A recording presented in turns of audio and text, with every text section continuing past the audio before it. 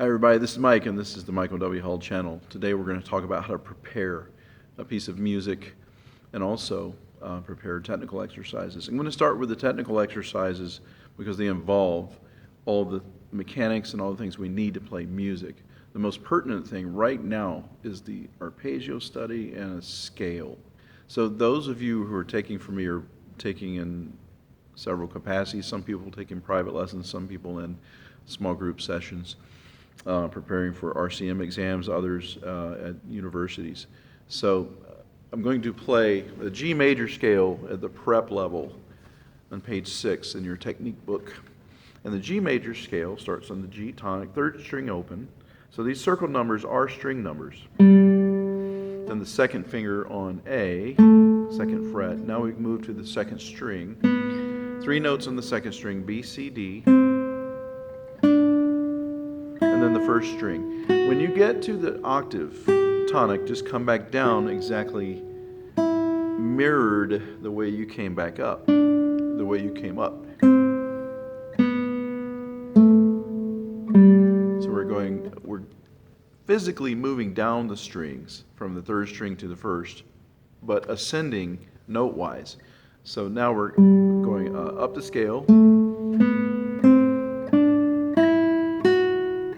back down, same frets, same fingers. We end on the G chord. Now this G chord is 6th string, 3rd fret, 3rd finger, 5th string, 2nd fret, 2nd finger, 4th string open, and 3rd string open. And you pluck those strings simply with P-I-M-A. You can make a broken chord or an arpeggio out of it like this. P-I-M-A, and then play the thumb and the fingers so they intersect. Thumb is coming down, the fingers moving toward the palm. Now those of you at higher levels, if you've been taking guitar for a number of years, understand that the same concepts apply. You want to be an expert at placement of the left-hand fingers. A student was asking me today about not interfering with another string. So, instead of just thinking about increased practice, although that can never hurt, you don't want to create tension, but you want to develop this flexibility in your hands. Not strength, but flexibility. So think about placing the finger on the fingertip next to the fret the same way on every single fret you play.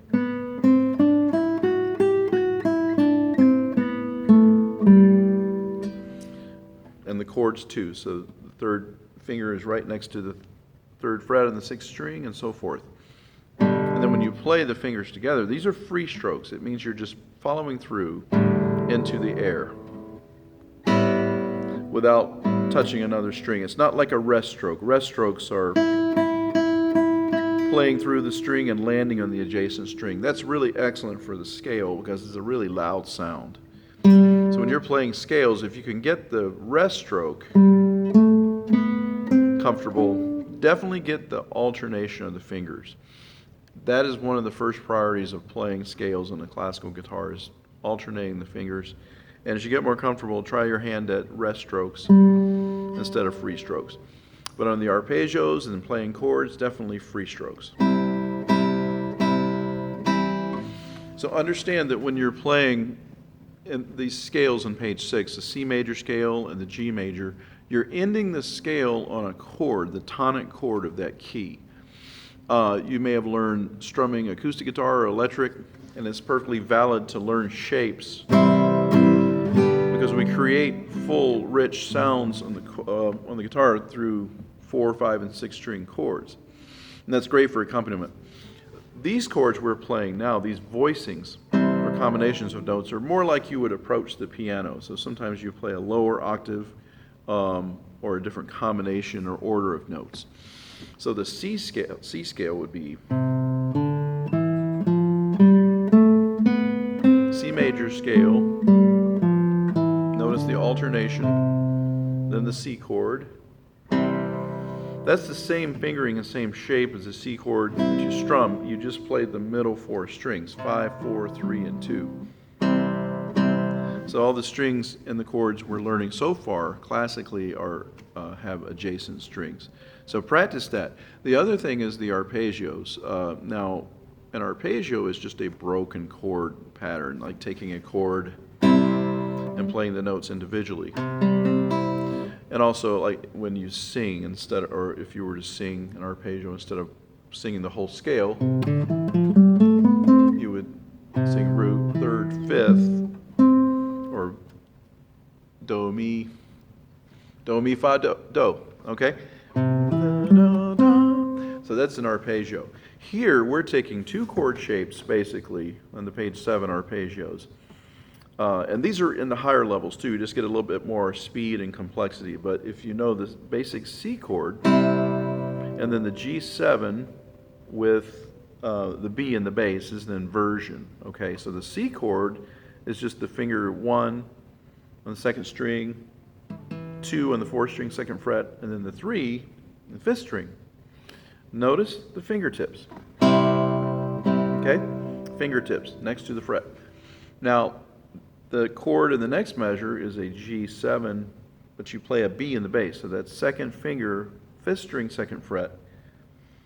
4th finger, little finger on the 2nd string, 3rd fret. 1st finger goes on the 1st string, 1st fret. Now the goal here is to get the arpeggio played rhythmically in these triplet patterns. Play the repeat, so play it exactly it is. And I'm interested in hearing it memorized and played through in time. And I don't care about some muted notes if you're just starting guitar. I mean, really taking lessons, wow, for a month or two is really admirable to try to do what you're doing. So don't worry if it doesn't sound exactly perfect. We talked about in lessons how to compromise a little bit on the fingerings without really too much affecting the music. And this compromise is not a dirty word in this case, okay? It's actually a really good thing. So, because the point is, when you're playing an arpeggio, you are playing a broken chord. It is good if you can get as legato as possible, smooth as possible, and it's easier when you hold the fingers down.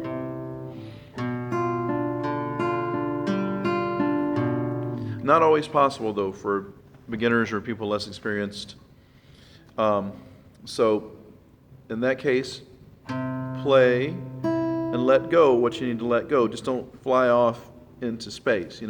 Stay close. So you're playing C, E on the 1st string, C on the 2nd string. Now the fingers are getting ready for the next position. 4th string.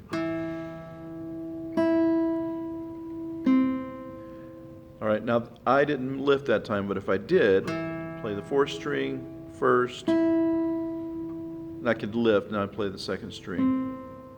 And then 3rd string, 1st, 2nd, and back to the 5th string. So you try to stay close. Difficult chords to sound perfect, but get the shapes and then make some adjustments. It definitely gets better with time.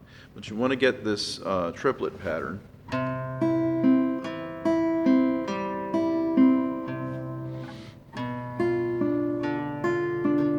If you struggle with this, you are in good company, believe me.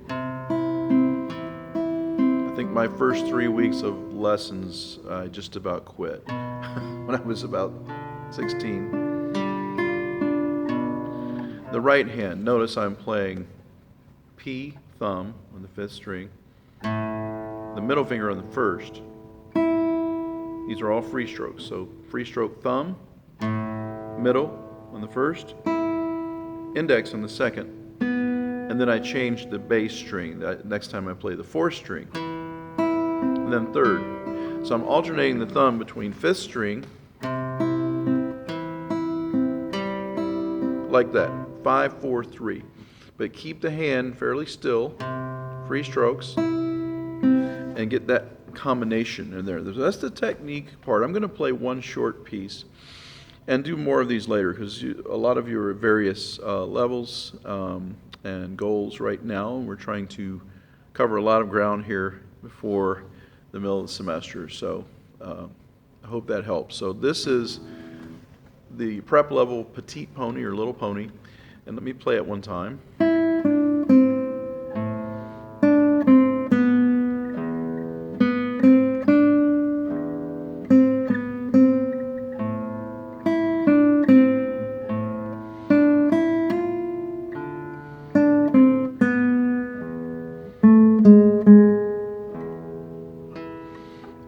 minor chord. So you may know that chord from strumming certain songs. That's an A minor chord. It's okay to practice the chord charts that we've drawn out or referred you to. But that piece, someone mentioned to me just finding the notes. Common struggle on the guitar because the guitar is just built so different, and you can only get, you can get notes at the same note at various places. So in the first position, those notes are close together. We play the open E and then the D on the second string. You notice how close everything is together in pitch. Now this is a big jump. C down to the fifth string A. Close together, and then another low note, sixth string open. But the melody stays pretty much in the same range. Measure 5, you get to C, and then going up to the F.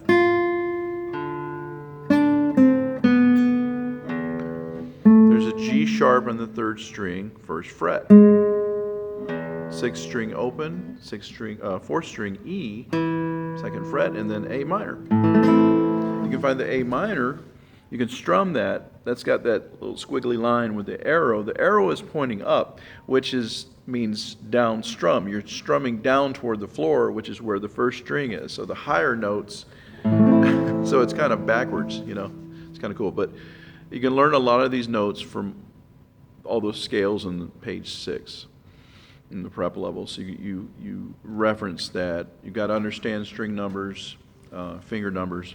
A lot of stuff going on here.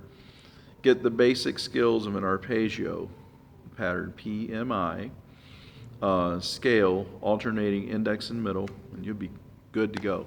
So a lot more on that soon, folks. We're going to cover some videos shortly on chords, jazz chords, 12-bar blues, and whatnot. So hope this helps. Take care. Have a nice weekend, everybody.